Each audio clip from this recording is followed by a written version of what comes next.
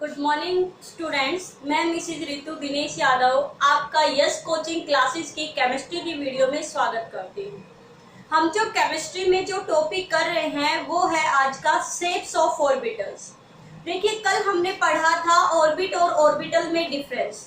तो ऑर्बिटल्स क्या था? Orbital is the region of space where the probability of finding the electron is maximum. जहां पर electron के पाने की संभावना ज्यादा से ज्यादा हो उसे हम क्या कहते हैं? ऑर्बिटल्स कहते हैं। अब ऑर्बिटल्स अलग अलग होते हैं, जैसे एस ऑर्बिटल होता है, पी होता है, डी होता है। उनके बारे में अब हम क्या करेंगे? डिस्कस करेंगे। तो सबसे पहले देखिए, शेप्स ऑफ ऑर्बिटल में जो सबसे पहले ऑर्बिटल हमारा आता वो आता है एस ऑर्बिटल। भाई, जो आप पहले क्या पढ़ते थे, K L M N energy level पढ़ते थे ना, हमने उनको क्या डिवाइड कर दिया? किसमें? S p d f. इन ऑर्बिटल्स में, इन ब्लॉक्स में हमने उनको क्या कर दिया? डिवाइड कर दिया। यानी अब हम कहेंगे S orbital, P orbital, D orbital, F orbital. तो क्या था? एस ऑर्बिटल की शेप से पहले देखो, एक साइंटिस्ट था, उसे समझना जरूरी है, जिसका नाम था स्क्रोडिंजर, जिसे आप क्वांटम में पढ़ोगे, क्वांटम मैकेनिक्स में, आगे केमिस्ट्री में भी आएगा और फिजिक्स में भी पढ़ोगे। तो स्क्रोडिंजर ने क्या बताया था? स्क्रोडिंजर ने एक इक्वेशन दी थी। भाई, हम कोई भी मैटर हम पढ़ते हैं, उस मैटर की हम दो नेचर पढ़ते हैं। एक तो पार्टिकल नेचर पढ़ा है अभी आपको, एक वेव नेचर।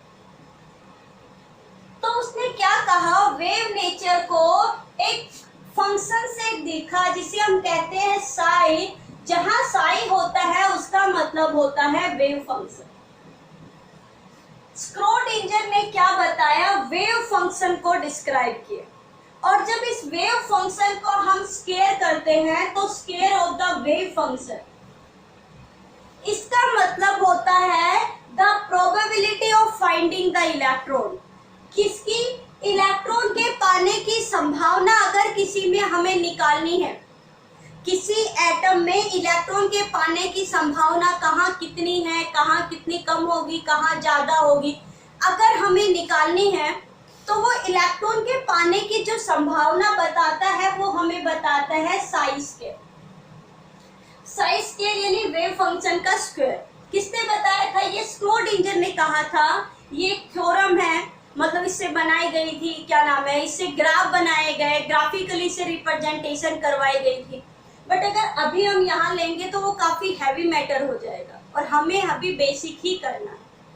तो स्क्रोडिंजर ने क्या देखा कि जब हम क्या करते हैं, जब हम किसी की probability of finding the electron निकालेंगे, उसे हम किससे लिखेंगे? साई स्क्वायर से।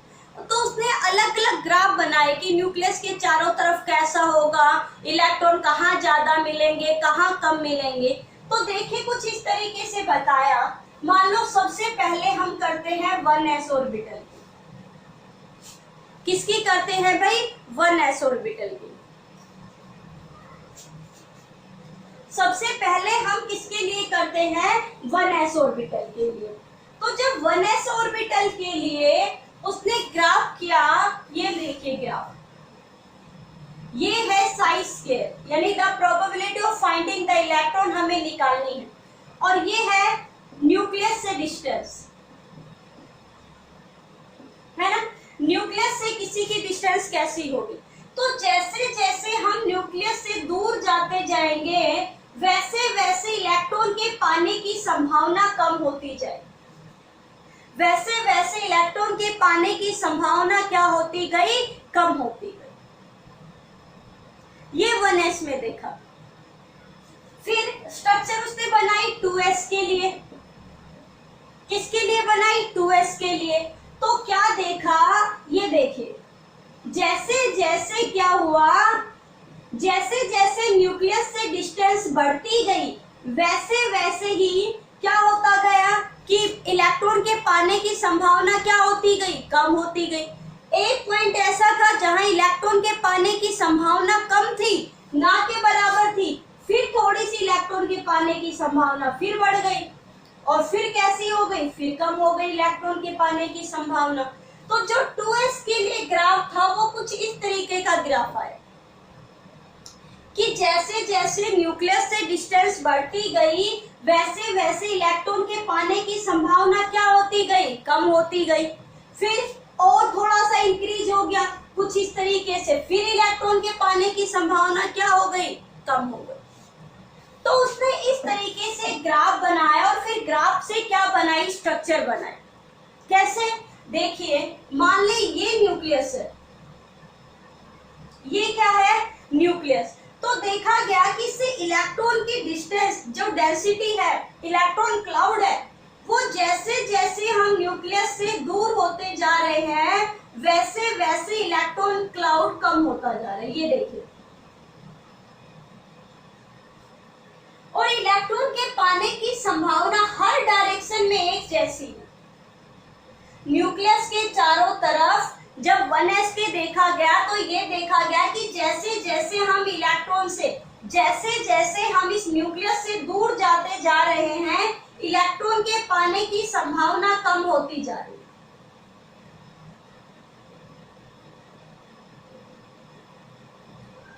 ये एक ऐसा रीजन है जहां तक इलेक्ट्रॉन के पाने की संभावना है, बाउंड्री सरफेस जिसे हम कहते हैं। तो देखिए इलेक्ट्रॉन के पाने की संभावना कम होती गई और हर डायरेक्शन में इलेक्ट्रॉन के पाने की संभावना लगभग एक जैसी थी, हर डायरेक्शन में। तो जब हम ये शेप बनाएंगे तो शेप कैसी बनी भाई, स्फेरिकल। शेप कैसी बनी इसकी, स्फेरिकल। इसीलिए जो s ऑर्बिटल की शेप है वो क्या है, स्फेरिकल है। सबसे पहले हम ये लिखेंगे, ग्राफ बनाएंगे, फिर ये लिखेंगे the probability of finding the electron in one cell is similar in all direction.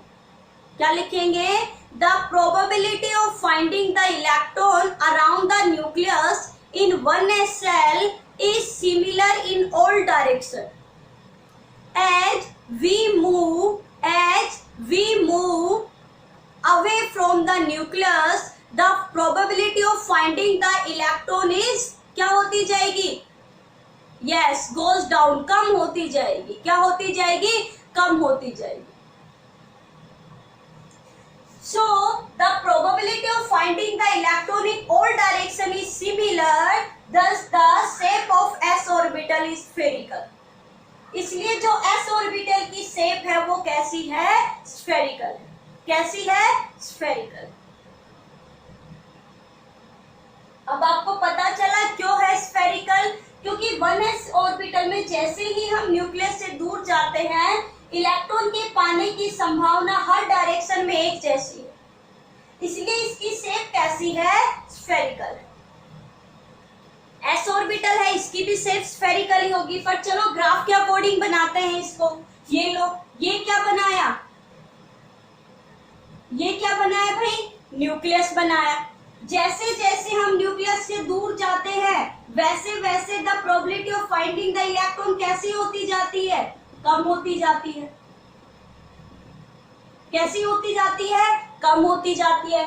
फिर एक पॉइंट ऐसा आता है जहां इलेक्ट्रॉन के पाने की संभावना ही नहीं है, फिर थोड़ी दूर जाने के बाद फिर से इलेक्ट्रॉन मिल रहे हैं, ये लीजिए, फिर से इलेक्ट्रॉन के पाने की संभावना क्या हो गई, फिर से ऐसी हो गई जैसे पहले की। तो ये किसकी शेप बन गई, 2s की। और बीच में जो रीजन है जहां पर इलेक्ट्रॉन के पाने की संभावना ही नहीं है उसे हम कहते हैं रेडियल नोड। उसे हम क्या कहेंगे, रेडियल नोड। क्या होता है, radial node is the space where the probability of finding the electron is zero. जहां इलेक्ट्रॉन के पाने की संभावना जीरो है, जहां कोई इलेक्ट्रॉन नहीं मिलता, उस स्पेस को हम क्या कहते हैं, रेडियल नोड। उस स्पेस को हम क्या कहेंगे, रेडियल नोड। क्या लिखोगे, radial node is that space where the probability of finding the electron is zero. जहां इलेक्ट्रॉन के पाने की संभावना जीरो हो उस स्पेस को हम क्या कहते हैं, रेडियल नोड। फॉर्मूला भी बताएंगे कि कैसे होता है, पर उससे पहले हम क्वांटम नंबर पढ़ेंगे, फिर इसका फॉर्मूला बताएंगे। तो ये शेप बनी बट स्फेरिकली है, किसके लिए बनी? 2s के लिए। तो हम क्या लिखेंगे? Shape of the s orbital में क्या लिखेंगे? Shape of the s orbital में हम क्या लिखेंगे? आपको बता चुके हैं, एक बार फिर से नोट डाउन कर लीजिए। क्या लिखेंगे? शेप्स ऑफ s ऑर्बिटल में हम ये लिखेंगे, इन s orbital the probability of finding the electron in all direction, the probability of finding the electron around the nucleus और लिखेंगे। क्या लिखोगे? in s cell या s orbital the probability of finding the electron around the nucleus is same in all direction, is same in all direction, thus the shape of s orbital is, thus the shape of s orbital is spherical। इसलिए जो s orbital की shape होगी वो कैसी होगी? Spherical होगी। फिर क्या होगा? The probability of finding the electron is decreased as we move away from the nucleus। कि जैसे जैसे हम न्यूक्लियस से दूर जाते जाएंगे वैसे वैसे क्या होगा? इलेक्ट्रॉन के पाने की संभावना कम होती जाएगी। फिर उसके बाद क्या समझाया आपको? Radial node. रेडियल नोड क्या होगा? The space where the probability of finding the electron is zero. वो जगह जहां इलेक्ट्रॉन के पाने की संभावना जीरो हो उसे हम क्या बोलते हैं भाई? Yes, radial node. आपको शेप अच्छे से समझ में आ गई होगी। तो जब भी हम s ऑर्बिटल की शेप बनाएंगे तो शेप s ऑर्बिटल की शेप कैसी होगी भाई? स्फेरिकल। ऐसे। चलिए अब हम पढ़ते हैं शेप ऑफ p ऑर्बिटल। आपको ध्यान रखनी है ये शेप्स, क्योंकि अब आगे जब हम ऑर्बिटल बनाएंगे तो उसमें आपको शेप्स तो नहीं बनानी, बट फिर भी आपको डायरेक्शन ध्यान रखनी है कि किसके कितने लोब होते हैं, कितने नहीं होते हैं। अब हम पढ़ेंगे shape of p orbital.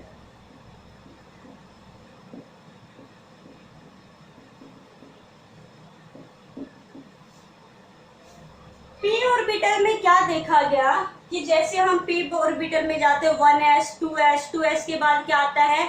2p। तो जैसे जैसे हम p ऑर्बिटल में देख जाते हैं तो हम देखते हैं the probability of finding the electron is same but in opposite direction. कि इलेक्ट्रॉन के पाने की संभावना जो सेम है वो अपोजिट डायरेक्शन में तो सेम है और बाकी जगह पर इलेक्ट्रॉन नहीं मिल रहे। जैसे अगर मैं कहूं कि ये न्यूक्लियस है और जैसे ही p ऑर्बिटल में हम गए तो हम देखेंगे कि या तो न्यूक्लियस इस जगह पे मिल रहा है, सॉरी, या तो इलेक्ट्रॉन ऐसे मिल रहे हैं अपोजिट डायरेक्शन में, अपोजिट डायरेक्शन में, या इलेक्ट्रॉन अगर आधे इलेक्ट्रॉन इधर है तो इलेक्ट्रॉन इस शेप में मिल रहे हैं, इलेक्ट्रॉन यहां मिलेंगे। अगर इलेक्ट्रॉन यहां है, इस डायरेक्शन में है, तो दूसरे इलेक्ट्रॉन यहां मिलेंगे। तो क्या देखा गया? शेप ऑफ p ऑर्बिटल में क्या देखा गया? The probability of finding the electron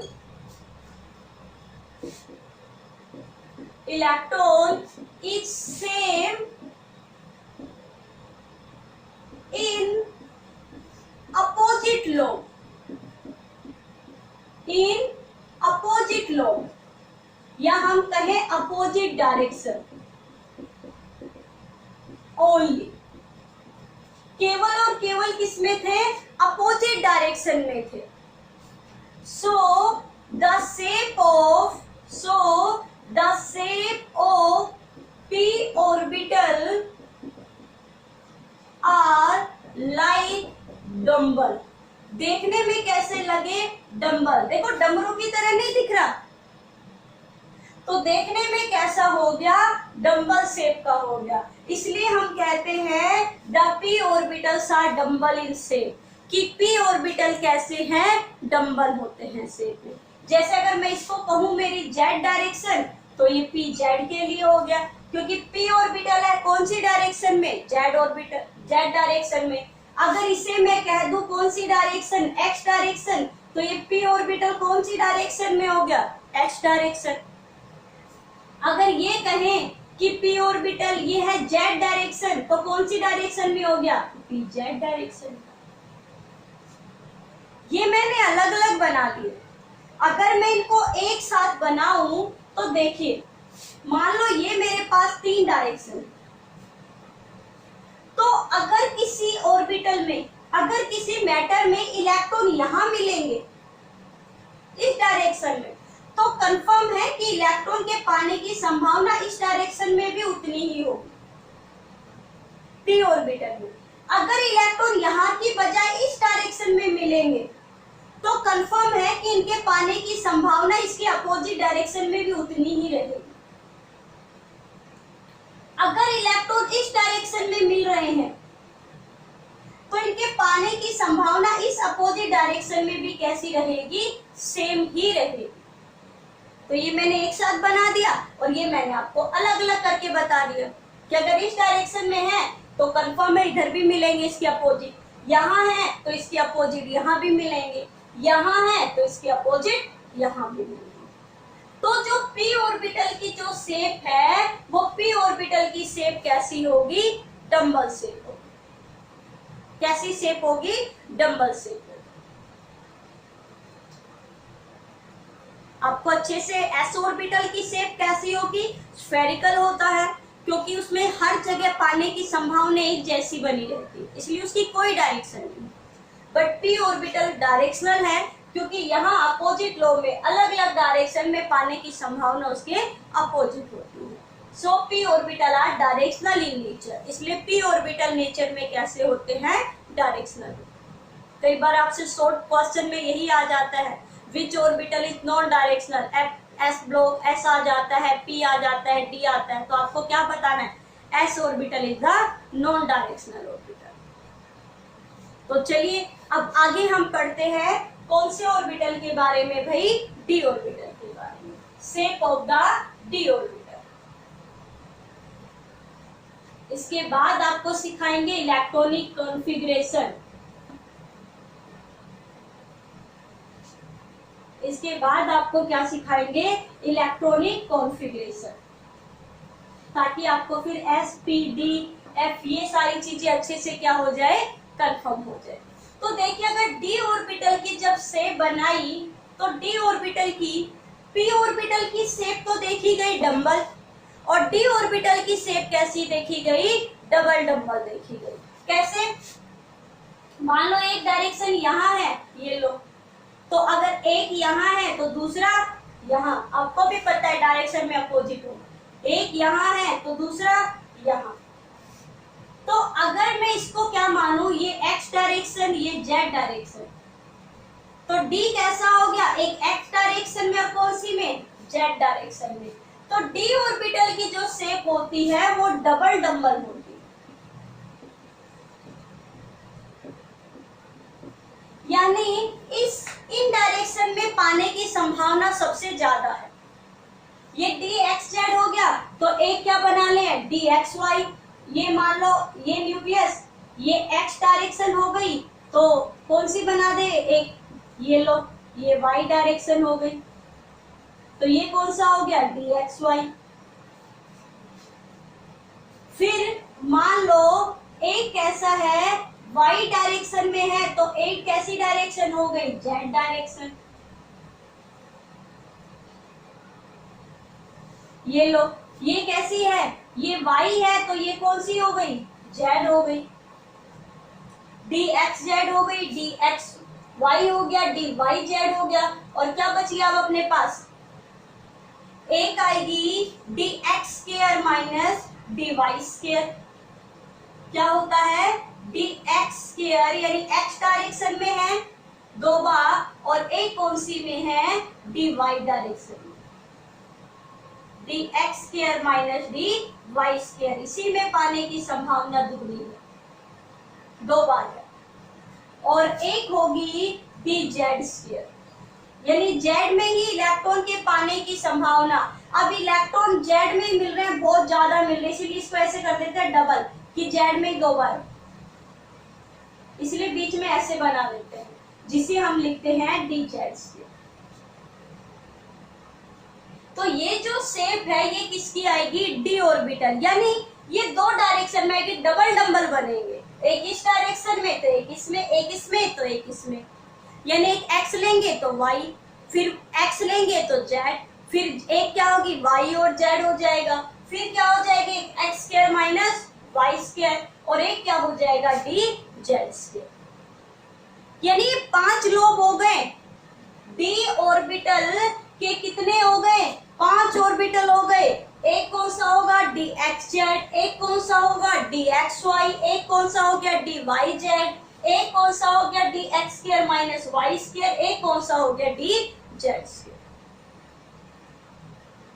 याद करो, आपने जब 10th में पढ़ा था तो आपने ऐसे बॉक्स बनाए होंगे ऑर्बिटल की, एस का 1 बनाया, पी के कितने बनाए 3, क्योंकि उसके 3 ओरिएंटेशन हमने अभी पढ़ा है, पी एक्स, पी वाई और पी जेड।